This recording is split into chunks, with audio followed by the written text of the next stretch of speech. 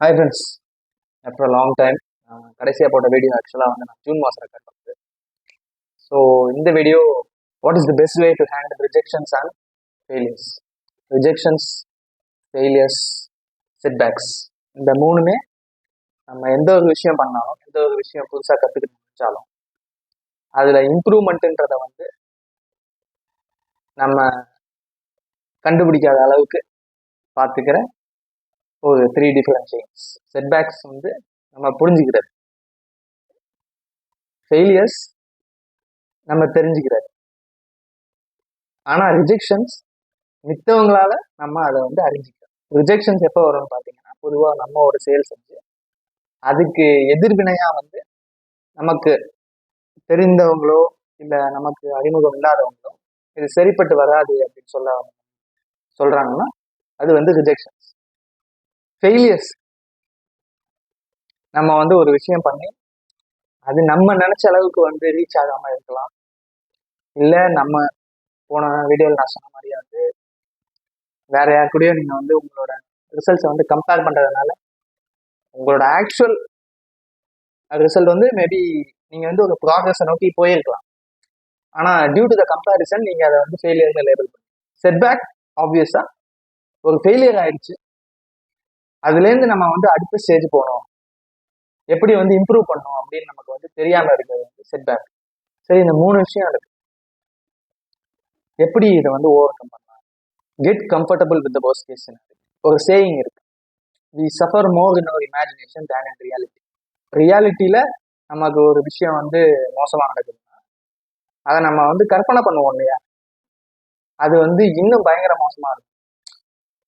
அதனாலேயே நிறைய பேருக்கு வந்து புதுசான விஷயங்களை ட்ரை பண்றதுக்கோ புதுசான விஷயங்களை வந்து எக்ஸ்பெரிமெண்ட் பண்றதுக்கான ஒரு விருப்பமே இல்லாம இருக்கும்.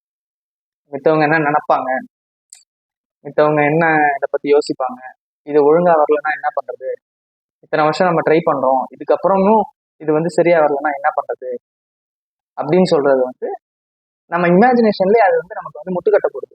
ஆனா நம்மளோட மைண்டு பாத்தீங்கன்னா அந்த ஒர்ஸ்ட் கேஸை தான் நினைக்கும்.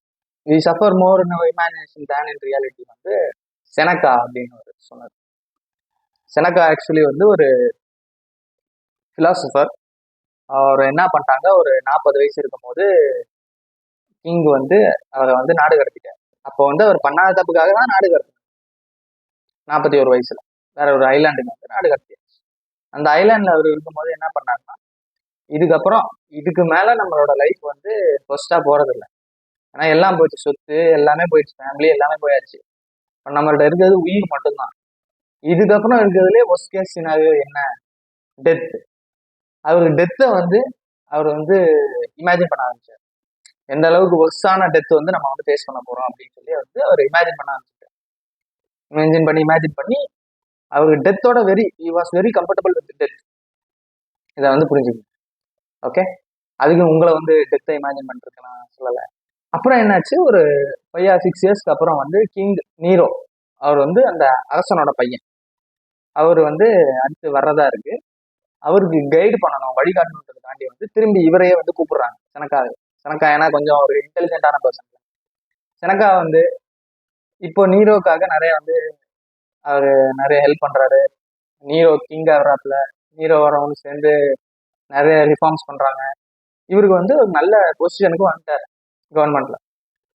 ஆனாலும் என்ன ஆயிடுது, எல்லாம் கொஞ்சம் பேர் வந்து சதி பண்ணி என்ன பண்ணிடுறாங்க, செனக்கா வந்து நீரோவை வந்து கொல்லணும்னு திட்டம் போடுறாரு அப்படின்னு சொல்லி ஒரு கான்ஸ்பிரசி கிரியேட் பண்ணிடுறாங்க.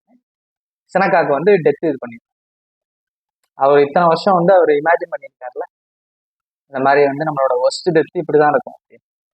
அதே வந்து அவர் பண்ணாரு. என்ன பண்ணிக்கிட்டாருன்னா, ஒரு பாத் டப்பு, ஹாட் வாட்டர், அதுல வந்து கை நரம்பு ரெண்டுத்தையும் அறுத்துட்டு படுத்துடுறாரு. ஏன்னு பார்த்தீங்கன்னா, ஹாட் வாட்டர்ல வந்து பிளட்டு லீக்கேஜ் வந்து ஃபாஸ்டா இருக்கும் அப்படின்றதுக்காண்டி அப்படி போயிடுறாரு. அது பத்தாதுன்னு சொல்லிட்டு திரும்பி காலை வெட்டிக்கிறாரு. சரி, அதுவும் பத்தாதுன்னு சொல்லிட்டு ஹெம்லாக் அப்படின்னு ஒரு பிளான்ட்டோட பாய்சன் அதை வந்து கன்சியூம் பண்ணி இறந்துடுறாரு. ஆனா he was like comfortable with this state. Getting comfortable with the worst case scenario. இப்போ இந்த எல்லா ஸ்போர்ட்ஸும் இருக்கு ஃப்ரெண்ட்ஸ், கிரிக்கெட், ஃபுட்பால், எல்லா ஸ்போர்ட்லையும் பார்த்தீங்கன்னா கோட்டுன்னு இருப்பாங்க. இந்த ஒவ்வொரு ஸ்போர்ட்ல இருக்க கோட்லயும் இருக்கிறதுலே ரொம்ப டெயின்டடான கோட் யாருன்னு பாத்தீங்கன்னா, டெயின்டட்னா இருக்கிறதுலே அப்படி ரொம்ப கீழ்த்தரமா போன ஆளு, ஆனா கோட் ஆஃப் த ஸ்போர்ட் அப்படின்னு பார்த்தா ஒன்னு Lance Armstrong. Lance Armstrong is a cyclist, tour de France. அதெல்லாம் நீங்க அதை கூகுள் பண்ணி பாருங்க, நான் ஏன் ஃபர்ஸ்ட்னு சொல்றேன்னு அதுக்கே தெரியும். ரெண்டாவது பாத்தீங்கன்னா ஜான் ஜோன்ஸ். ஜான் ஜோன்ஸ் தான் இந்த கோட் வந்து சொன்னாங்க. ஏன்னு பாத்தீங்கன்னா John Jones is having undefeated record. John Jones is actually fighter. Undefeated record இருக்கு. சரி, இப்போ உங்க அன்டிஃபீட்டட் ரெக்கார்டு இருக்கு, வந்து நீங்க ஒவ்வொரு மேட்சும் போறப்ப உங்களோட ஆப்போனன்ட் இருக்காங்க, அப்போ உங்களுக்கு அந்த பயம் இருக்குமா உங்களோட அன்டிஃபீட்டட் ரெக்கார்டு போயிடும், அதை நீங்க எப்படி ஹேண்டில் பண்ணுவீங்க அப்படின்றது வந்து கேள்வி. அதுக்கு ஜான் ஜோன்ஸ் என்ன சொன்னாங்க, I get comfortable with worst case scenario.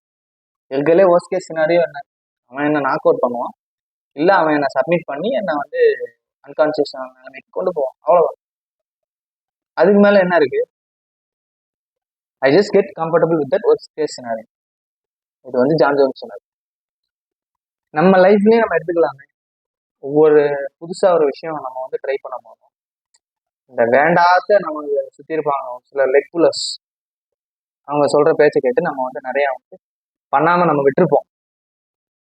நம்ம வந்து அவங்க சொல்ற விஷயத்தோட நம்ம கம்ஃபர்டபுள் ஆயிட்டோம், அதுக்கப்புறம் நம்ம பயம்ன்றது எதுக்கு இருக்க போகுது.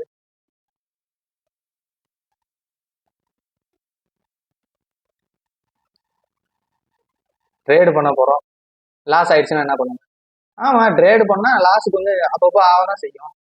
ஐ கெட் கம்ஃபர்டபுள் வித் தட். அடுத்து இப்போ நான் வந்து புதுசாக ஒரு பிஸ்னஸ் ஸ்டார்ட் பண்ண போகிறோம், மேபி எடுத்தோடனே வந்து எதுவும் கஸ்டமர்ஸ்லாம் வரமாட்டாங்க, மாதம் ஆமாம் கஸ்டமர்ஸ் வரமாட்டாங்க, கொஞ்சம் வந்து அவங்களோட ட்ரஸ்ட் வின் பண்ணுற அளவுக்கு நம்ம வந்து புதுசாக டிஸ்கவுண்ட்ஸ் பண்ணணும், புதுசாக ஏதாவது ப்ராடக்ட்ஸ் இது பண்ணணும், அதெல்லாம் இருக்குல்ல. ஐ get comfortable with that. Seminar பண்ண போகிறோம், செமினார் ஒரு க்ரௌடு முன்னாடி நம்ம வந்து ப்ரெசென்ட் பண்ண போகிறோம், நான் திடீர்னு வந்து ஸ்டக் ஆகி திக்கிட்டேன், எல்லாம் பார்த்து வந்து சிரிச்சாங்கன்னா என்ன பண்ண போறேன், ஐ கெட் கம்ஃபர்டபுள் வித் தட். சிரிச்சா நான் என்ன 10 கிலோ இறங்கிட போறேன். இன்டர்வியூ அட்டன் பண்ண போறோம், what happens if I answer something wrong, get comfortable with that. தப்பு செஞ்சா அடுத்த வாட்டி அதை வந்து நம்ம திருத்திக்க போறோம், அவ்வளவுதான். பயப்படுறதுக்கு ஒண்ணும் இல்லை. Get comfortable with worst case scenario. உங்களை சுத்தி இருக்கிறதுலே மோசமான நிலை என்ன ஆகும் அப்படின்னு யோசிச்சுங்க, அதோட நீங்க வந்து கம்ஃபர்டபுளா இருந்துங்க, அது ஆனாலும் நான் மேல வருவேன்னு நம்புங்க, எதுவுமே நம்மளை தடுக்கணும். இன்னொரு நல்ல வீடியோட வரேன். Until then by.